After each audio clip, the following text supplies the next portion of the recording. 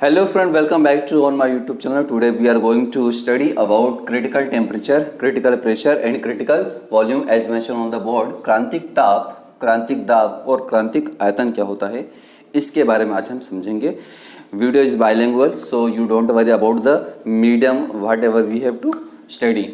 सो यहाँ पे सबसे पहले हम शुरू करेंगे. जो क्रिटिकल टेम्परेचर होता है वो क्या होता है, जिसे हम क्रांतिक ताप कहते हैं. इंग्लिश में मैंने लिख दिया है और इसे पूरी तरीके से हिंदी में भी समझाया जाएगा. तो मैं आपको शुरू करता हूँ. यहाँ पे हम किस प्रकार से वीसी, पीसी और टीसी का एस्टिमेशन कर सकते हैं, निगमन कर सकते हैं, वो भी हम देखेंगे.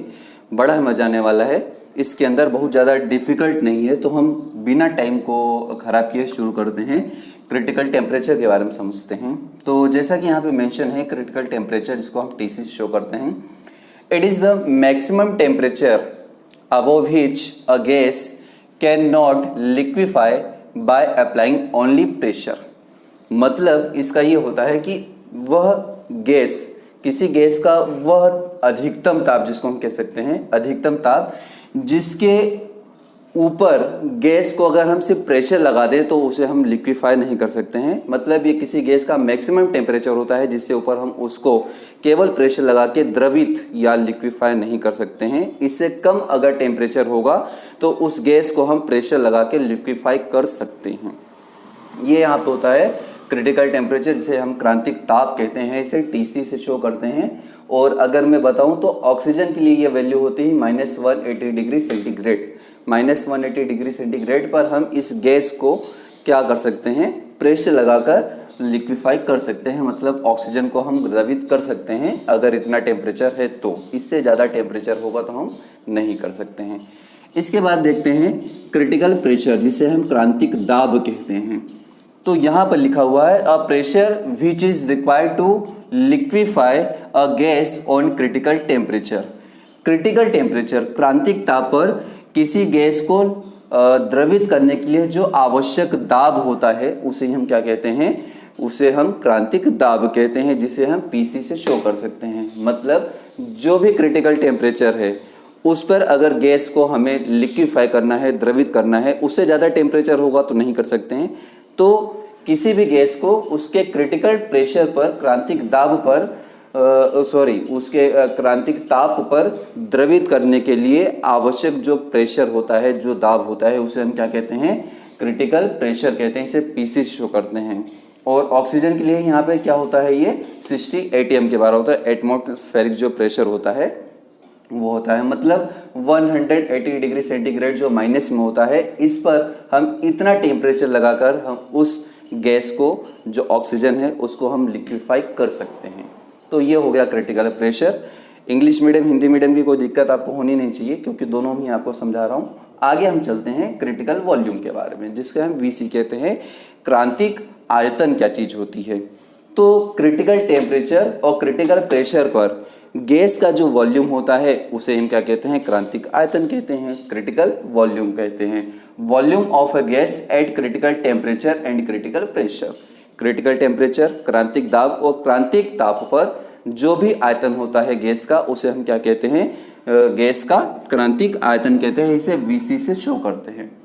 अब इन तीनों चीज़ों का हम कैसे निगमन करते हैं, टीसी, पीसी और वीसी क्या होते हैं, इनका निगमन कैसे किया जाता है.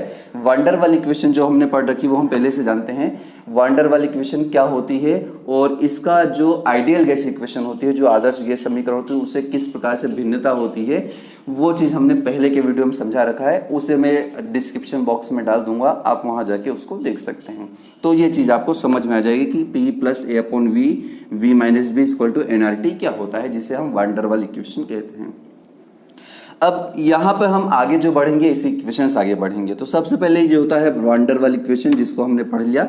P + A/V², V - B = nRT होता है. इसको अगर हम ओपन करें का मतलब यहाँ पे पहला ब्रैकेट है, यहाँ पे दूसरा ब्रैकेट है, इसका एक दूसरे में मल्टीप्लाई करके अगर हम ओपन करें तो हमें वॉल्यूम की क्या मिलेगी, एक ट्रिपल पावर इक्वेशन मिलेगी, जिसको हम कहते हैं त्रिघात समीकरण. तो P का अगर इस पूरे V - B के अंदर और A/V² का V - B के अंदर अगर हम मल्टीप्लीकेशन करें, ओपन करें सिंपली जैसे हम करते हैं, तो हमारे पास सॉल्यूशन फर्स्ट आएगा इस इक्वेशन का, जिसको हम बोलते हैं VQ - B + RT/P V² + A/P v minus A B upon P equal to 0। ये चीज़ हमें प्राप्त होगा। यहाँ पे मैंने जो काम की चीज़ें हैं, जैसे v की पावर यहाँ पे 3 चीज़ें हैं, v सिंगल पावर है, डबल पावर है, ट्रिपल पावर है, ये चीज़ हमने यहाँ पे देखी, ये सॉल्यूशन है। इसके बाद हम क्या कर सकते हैं, यहाँ पर अगर गैस को हम ट्रिक पॉइंट पर रखते हैं, ट्रिपल पॉइंट पर रखते हैं, तो यहाँ पे P, V और जो T होता है इनकी वैल्यू हम फाइंड आउट कर सकते हैं। तो सबसे पहले हम लेते हैं V इक्वल टू वी सी। अगर ट्रिपल पॉइंट की बात करें तो V इक्वल टू वी सी, मतलब वॉल्यूम को अगर हम Vc पे ले लें, जिसको हम बोलते हैं क्रिटिकल वॉल्यूम ले लें, और इसको अगर हम सॉल्व करना शुरू करें तो हम देख रहे हैं V इक्वल टू वी सी अगर हम लेते हैं तो यहाँ पर क्या होता है, इसको v minus V C equal to 0 लिखा जा सकता है। v minus V C equal to 0 को अगर हम इसकी पावर 3 कर दें, v माइनस वी सी की पावर 3 इक्वल टू 0 कर दें, और इसको अगर हम फॉर्मूला एक होता है a माइनस बी की पावर 3 का, a3 minus b3 minus 3ab और a माइनस बी होता है। ये फॉर्मूला अगर हम ओपन करें तो यहाँ पर हमें एक इक्वेशन मिलेगी इसी सॉल्यूशन से, मतलब इसकी पावर 3 वाली जो चीज़ होती है इसको अगर हम सॉल्व करेंगे तो हमें आएगा V Q minus 3vc V square plus 3vc square V minus V C की पावर 3 इक्वल टू 0। यहाँ पे सॉल्यूशन सेकेंड हमें मिला। किससे मिला, जब हम v minus V equal to V C करते हैं। तो अब हम इसका जो सॉल्यूशन हमारे पास फर्स्ट था एक ये, और जो सॉल्यूशन थर्ड था, इसका अगर हम कंपैरिजन करें, अगर तुलना करें, तो हम देखते हैं कि इसमें भी v स्क्वायर है, v की पावर 3 है, इसमें भी v की पावर 3, इसमें v स्क्वायर है, इसमें भी v स्क्वायर है, और इसमें v है तो इसमें भी v है। अगर इन तीनों वॉल्यूम का हम कंपैरिजन करें तो हम देखते हैं कि हमारे पास जो वैल्यू आती है वो क्या आती है। तो देखिए v की पावर 3 है, यहाँ पे v की पावर 3 है, 1 होगा, जो कुछ भी होगा दोनों के अंदर 1 1 कंपैरिजन करने पे आएगा कोफिशिएंट। लेकिन अगर v स्क्वायर की पावर की हम कंपैरिजन करें तो v स्क्वायर का पावर हमारे पास क्या है, b plus R T upon P, और यहाँ पे क्या है 3vc है। तो 3vc equal to b plus R T upon P, ये चीज़ हमें पहले मिलती है। इसके बाद हम पावर v का अगर यहाँ पे कंपैरिजन करें तो v का अगर हम कंपैरिजन करते हैं तो ये ए अपॉन पी इधर होता है और इधर आता है 3vc स्क्वायर। तो 3vc square equal to A upon P आता है।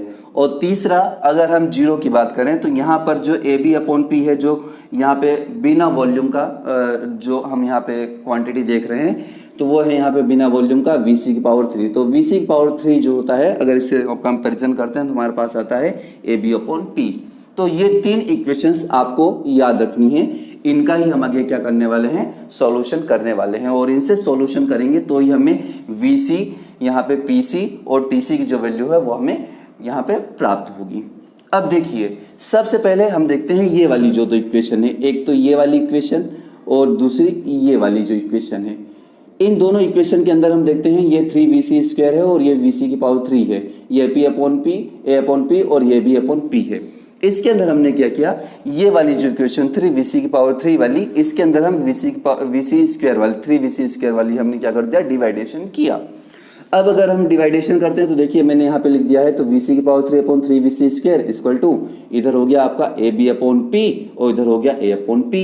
अब ए अपॉन पी से ए अपॉन पी यहाँ पे कैंसिल हो जाएगा, तो क्या बचेगा आपका, यहाँ पे बचेगा सिर्फ आपका बी बचेगा, क्योंकि यहाँ पे ए अपॉन पी और ए अपॉन पी कैंसिल हो गया। इधर बचेगा vc स्क्वायर से vc स्क्वायर यहाँ पे कट जाएगा तो सिर्फ बचेगा vc, तो vc यहाँ पे बचेगा और अपॉन 3 बचेगा, तो vc upon 3 equal to b, तो vc इक्वल टू हमारे पास पहली वाली जो चीज आ गई vc इक्वल टू 3b। ये होता है क्रिटिकल वॉल्यूम। इसको हमने क्या किया, कैसे फाइंड किया, हमने जो आदर्श ये जो वंडर वाली क्वेश्चन थी इसका हमने एक्सपेंशन किया, दूसरा v इक्वल टू vc जो था इसको v माइनस वी सी की पावर 3 अपॉन करके क्या कर दिया, इसका सॉल्यूशन किया। पावर्स का हमने कंपैरिजन किया तो हमारे पास ये दो इक्वेशन ये 3 आई और इन दोनों का हमने क्या कर दिया आपस में सॉल्यूशन। अब ये तो हमने पहले किया था v इक्वल टू वी सी पर। अब हमें प्रेशर फाइंड करना है। अगर हमें प्रेशर फाइंड करना है तो हमें p equal to P C करना पड़ेगा, क्योंकि vc हमने फाइंड किया है v equal to V C करके। तो P equal to P C करने पर हमने क्या किया, यहाँ पे add P equal to P C, जो प्रेशर है अगर वो क्रिटिकल प्रेशर पे आ जाए तो क्या करेंगे, तो यहाँ पे अगर P equal to P C हो जाए तो देखिए हमारे पास जो इक्वेशन है यहाँ पे 3vc स्क्वायर जो है, 3vc स्क्वायर जो इक्वेशन आपको दिखाई दे रही है, इसके अंदर हम 3vc की वैल्यू हमारे पास आ गई है 3v, जो यहाँ से हमने पुट कर दिया इक्वल टू a अपॉन जो p था उसको हमने बना दिया pc। अब यहाँ पे देखिए 3 3 9 और 9 यहाँ पे क्या हो 3 3 जा 9 और 9 3 जा 27 27 बी स्क्वायर, मतलब ये पूरी चीज हो गई आपकी 27 बी स्क्वायर और upon equal to A upon P C, A upon P C. और हमें अगर पी सी चाहिए तो पी सी को इधर लाइए, 27 को इधर भेज दीजिए, तो P C equal to A upon 27 B square. और इस प्रकार से हम क्रिटिकल प्रेशर को भी फाइंड आउट कर सकते हैं, बल्कि क्या हमने कर लिया है।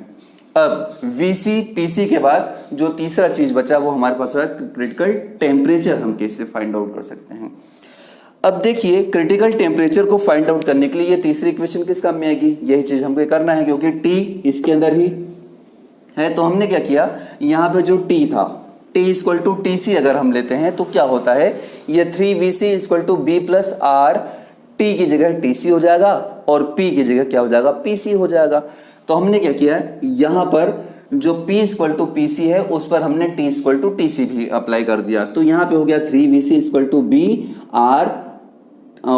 प्लस R और ये हो गया TC अपॉन PC, ये हमने लिख दिया अपॉन PC। लेकिन हमारे पास PC की जो वैल्यू है वो A अपॉन 27 B स्क्वायर है।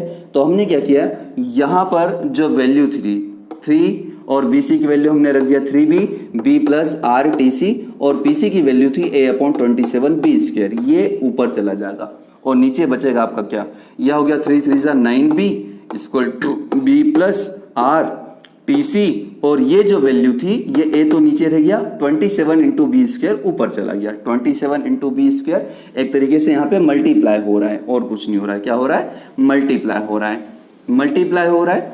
अब इसमें क्या किया हमने, यहाँ पर जो b था इसको इस तरफ लाएंगे तो यहाँ पे हो जाएगा 9b minus 8b, 9b minus B equal to 8b हो जाएगा। तो ये मैं यहाँ पे लिख देता हूँ, यहाँ पे डायरेक्ट मैंने लिख दिया है। तो ये हो जाएगा आपका 8b equal to R TC into 27b square. अब देखिए अपॉन ए है तो ये जो होगा ये यहाँ जाएगा, तो ये हो जाएगा 8ab और ये अगर 8ab होगा तो यहाँ से हमें क्या चाहिए, TC की वैल्यू चाहिए। तो 27 अपॉन बी स्क्वायर नीचे आएगा, तो 27 अपॉन बी स्क्वायर नीचे आएगा तो बी स्क्वायर से जो b होगा 8b का वो कैंसिल आउट हो जाएगा। तो हमारे पास बचेगा सिर्फ 8a अपॉन 27b और ये जो r होगा ये भी नीचे आएगा। तो हमारे पास फाइनल जो इक्वेशन आएगी वो आएगी TC equal to 8a upon 27rb। और इस प्रकार से हमने क्या किया, जो TC की वैल्यू थी वो भी हमने एस्टिमेट कर ली।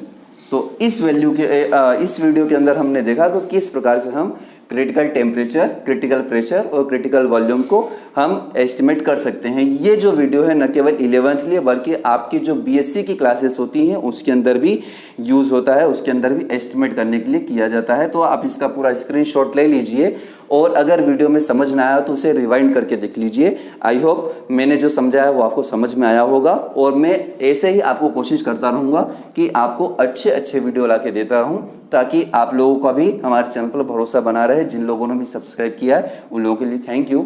और इस वीडियो को लाइक करिए, शेयर करिए, थम्स अप जरूर करिए इसके और अपने दोस्तों को बताइए। अगले वीडियो तक के लिए जय हिंद।